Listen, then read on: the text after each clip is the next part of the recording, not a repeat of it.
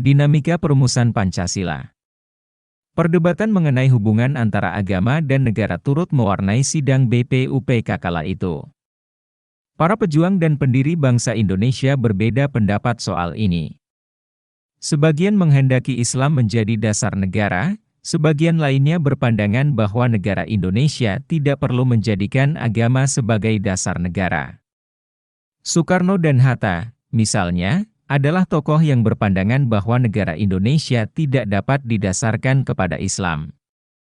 Sementara itu, Moh Natsir, Ki Bagus Hadikusumo, dan Kiai Haji Wahid Hasyim memandang bahwa Islam harus menjadi dasar negara.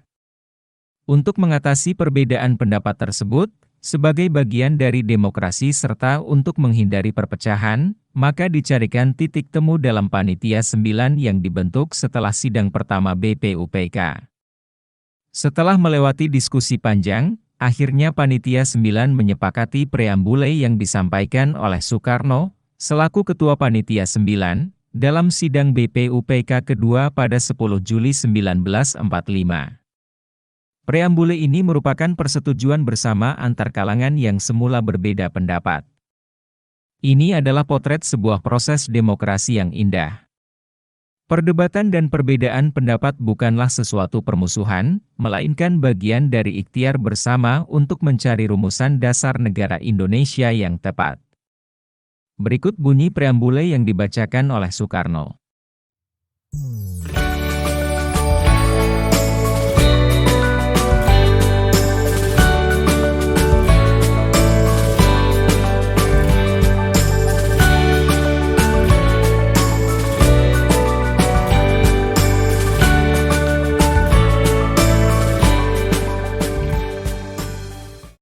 Namun, tak cukup sampai di situ. Preambule tersebut, rupanya masih menjadi polemik di kalangan pendiri bangsa. Muhammad Hatta, misalnya, tetap berpandangan bahwa Islam tidak perlu menjadi dasar negara secara formal. Islam tetap menjadi semangat dan dasar moral. Akhirnya, dalam sidang PPKI pada 18 Agustus 1945, 7 kata dalam preambule, dengan kewajiban menjalankan syariat Islam bagi pemeluknya, dihapuskan. Alasannya, terdapat keberatan dari satu kelompok anak bangsa terkait dengan 7 kata dalam preambule tersebut. Demi menjaga keutuhan bangsa, akhirnya, Moh Hatta mendiskusikan tentang rencana penghapusan tersebut kepada tokoh Islam, seperti Ki Bagus Hadikusumo dan Kiai Haji Wahid Hasyim.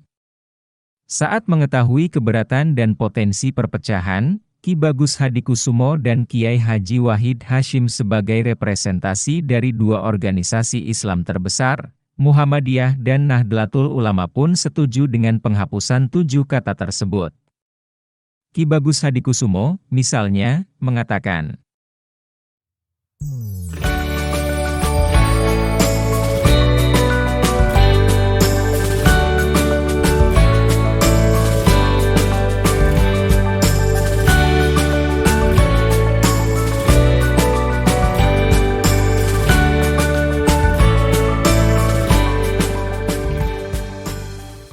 kesaksian Kiai Haji Maskur, anggota BPUPK yang juga Panglima Laskar Sabilillah, menceritakan pertemuan 5 tokoh di akhir bulan Mei 1945, yang membahas tentang dasar negara yang akan diresmikan oleh BPUPK. Tim Arsip Nasional Republik Indonesia, dalam hal ini dilakukan oleh M. Din Majid, sempat melakukan wawancara kepada Kiai Maskur. Berikut adalah transkripsi sejarah lisan yang disampaikan Kiai Maskur tersebut.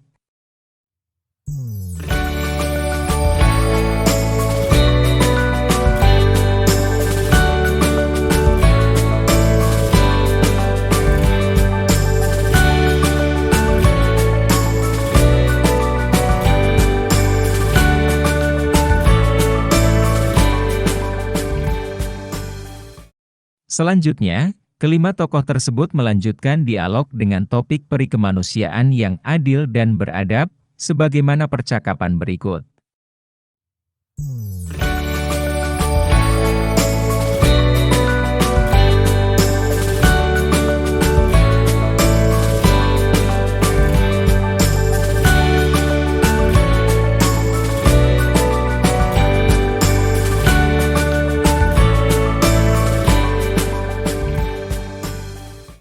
Cerita Kiai Maskur kepada M. Din Majid, tim dari Arsip Nasional Republik Indonesia yang mewawancarai, berlanjut pada diskusi tentang gotong royong, musyawarah mufakat. Berikut adalah transkripsi dialog tersebut.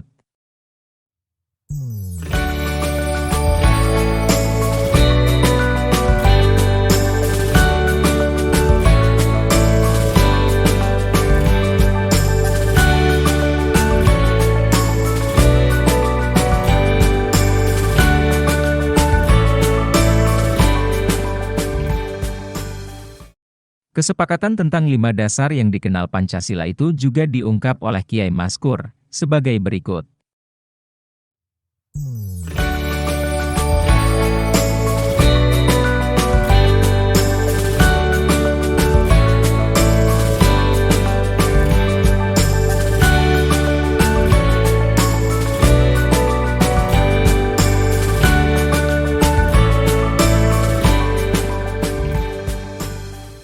Lalu, bagaimana sebenarnya argumentasi masing-masing kelompok tersebut? Pertanyaan ini membawa kita pada keharusan melakukan klasifikasi pemikiran tentang hubungan agama dan negara. Sebagaimana yang lazim diketahui, dua pandangan tentang hubungan agama dan negara itu dibagi ke dalam dua kelompok. Pertama, kelompok yang menginginkan Indonesia tidak berdasarkan pada agama. Masuk dalam kelompok pertama ini adalah Soekarno, Hatta, Moh Yamin, Ahmad Soebarjo, A. Amaramis, dan lain sebagainya. Kedua, kelompok yang menginginkan Indonesia berdasarkan Islam. Masuk dalam kelompok ini adalah Abdul Kahar Musakir, Agus Salim, Ki Bagus Hadikusumo, Kiai Haji Wahid Hashim, M. Natsir, dan lain sebagainya. Tentu saja ada banyak tokoh lain, baik yang berada di kelompok pertama, maupun di kelompok kedua. Yang akan menjadi fokus kita sekarang bukan nama-nama tokoh tersebut, tetapi bagaimana argumentasi dari masing-masing tokoh tersebut. Kelompok pertama, nasionalis sekuler. Kelompok ini memandang bahwa negara Indonesia tidak bisa didasarkan kepada agama, atau secara spesifik kepada Islam. Meskipun pemeluk agama Islam di Indonesia memiliki jumlah terbanyak di antara agama-agama lain. Argumentasinya adalah agama dan negara memiliki domain yang berbeda. Agama berkaitan dengan urusan pribadi dengan Tuhan Yang Maha Esa, memiliki kebenaran absolut, bersifat suci. Sementara negara menyangkut persoalan dunia dan kemasyarakatan. Karena itulah, bagi kelompok ini, negara tidak memiliki kewenangan untuk mengatur urusan internal agama masing-masing, apalagi memaksakan agama kepada warga negaranya.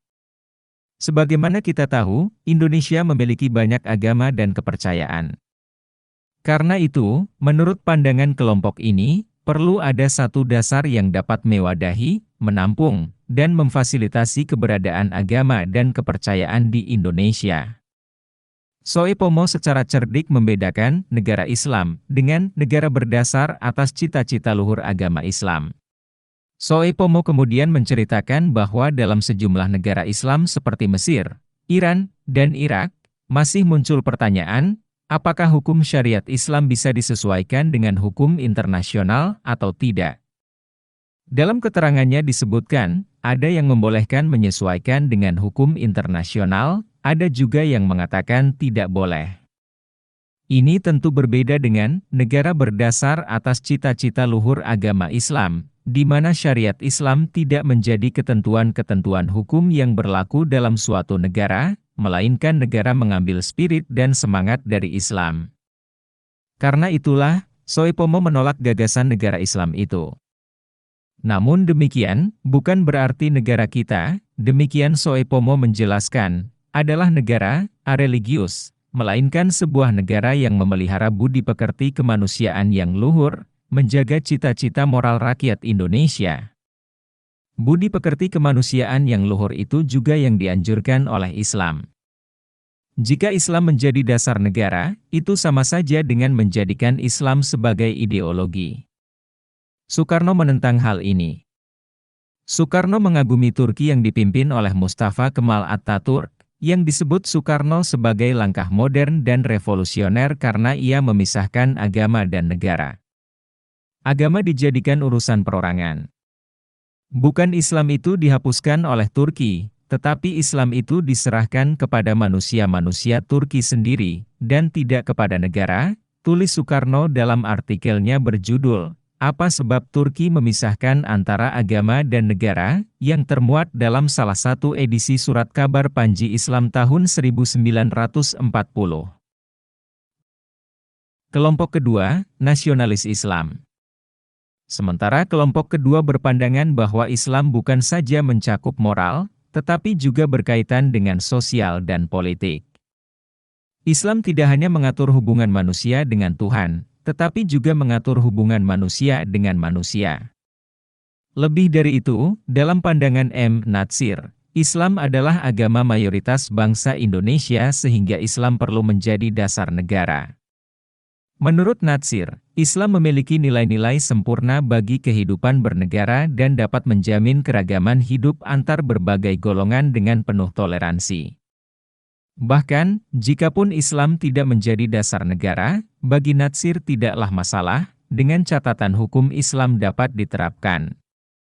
Negara bukanlah tujuan, melainkan hanyalah alat untuk mewujudkan ajaran-ajaran Islam, tulis Natsir dalam Panji Islam, 15 Juli 1940. Sejumlah argumen untuk mendukung perlunya menjadikan Islam sebagai dasar negara banyak merujuk kepada sejumlah ayat dalam Al-Quran, sekaligus juga praktik yang dilakukan oleh Nabi Muhammad, terutama di Madinah. Islam, menurut Ki Bagus Hadikusumo, mengajarkan 4 perkara, yakni iman, ibadah, amal saleh, dan berjihad di jalan Allah. Apabila keempat ajaran ini diterapkan dengan sungguh-sungguh di Indonesia, kata Ki Bagus, alangkah sentosa, bahagia, makmur, dan sejahteranya negara kita ini.